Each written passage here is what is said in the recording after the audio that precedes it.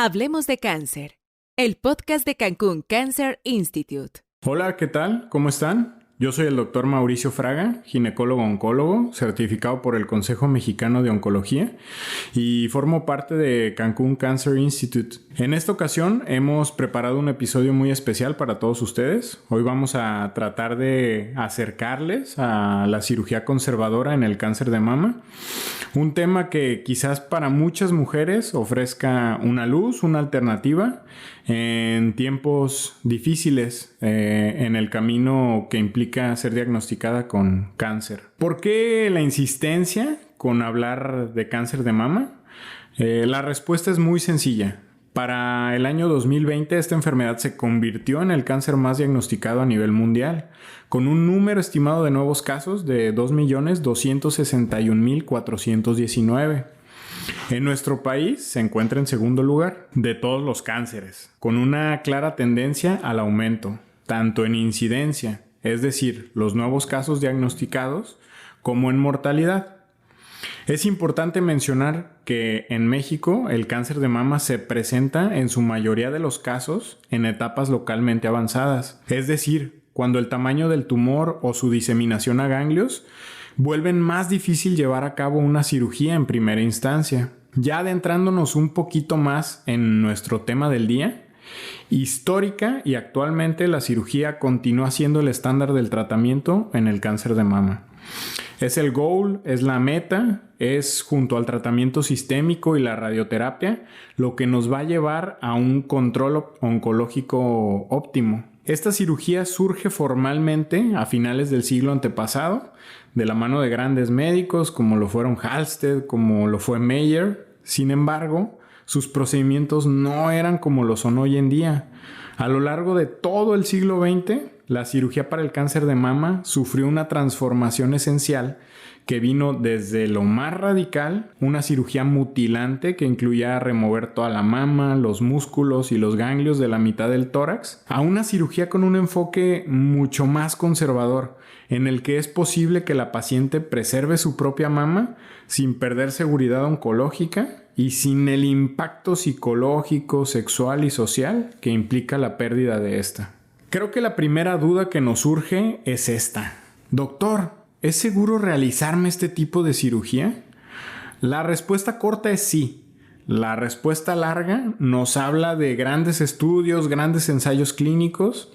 Estos forman parte de las investigaciones con mayor valor dentro del mundo de la medicina, que surgen por ahí de los años 70 y en los que se le dio un seguimiento a miles de mujeres durante 15, 20, 30 años y los resultados revelaron que efectivamente remover el tumor primario con un margen negativo es exactamente igual de seguro que la mastectomía, es decir, la cirugía que remueve toda la mama. Claro, obviamente existen condiciones en las que como oncólogos podemos ofrecer este tipo de procedimientos.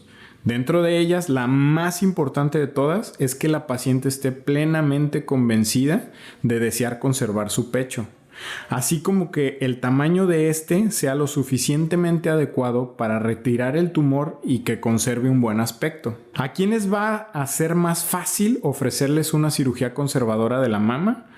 Primero, aquellas diagnosticadas con un cáncer inflamatorio. Ya después vienen pacientes embarazadas, particularmente a las de primer y segundo trimestre. En el tercer trimestre se puede valorar. Pacientes que tengan una enfermedad difusa observada en su mastografía, es decir, que se extienda mucho o que sea difícil delimitarla, que no sea fácil sacarla en una primer cirugía. Pacientes que requieran más de una incisión, es decir, que tengan más de una herida en la misma mama. O aquellas con enfermedades del tejido conectivo, como puede ser la escleroderma o el lupus.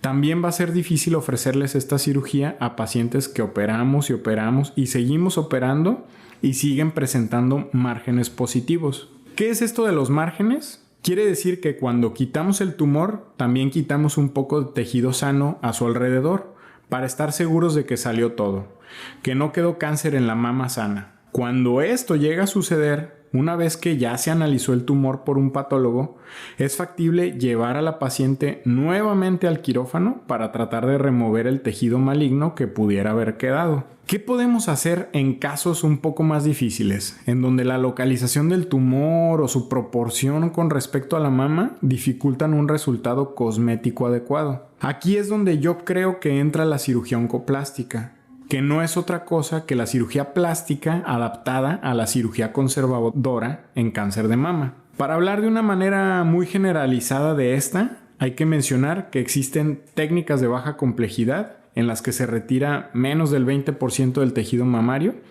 y aquellas un poco más complejas en las que se requiere quitar entre el 20 y el 50% de la mama. Precisamente estas técnicas tienen la ventaja de poder retirar mayor volumen mamario con menor riesgo de tener márgenes positivos y mejores resultados cosméticos. La técnica ofrecida siempre va a depender de la localización del tumor. También es importantísimo mencionar que todas las pacientes que se someten a una cirugía conservadora de la mama deben recibir radioterapia, con unas muy contadas excepciones, pero sí, todas deberían llegar al día de su cirugía conscientes de que posteriormente van a ir a radio. ¿Esto por qué? Aquellos mismos estudios que demostraron que era seguro realizar cirugías conservadoras también nos mencionan que una condicionante para esa seguridad es recibir radioterapia posterior a la cirugía. Si no se realiza esto, las posibilidades de que el cáncer regrese al mismo sitio aumentan mucho. Y bueno,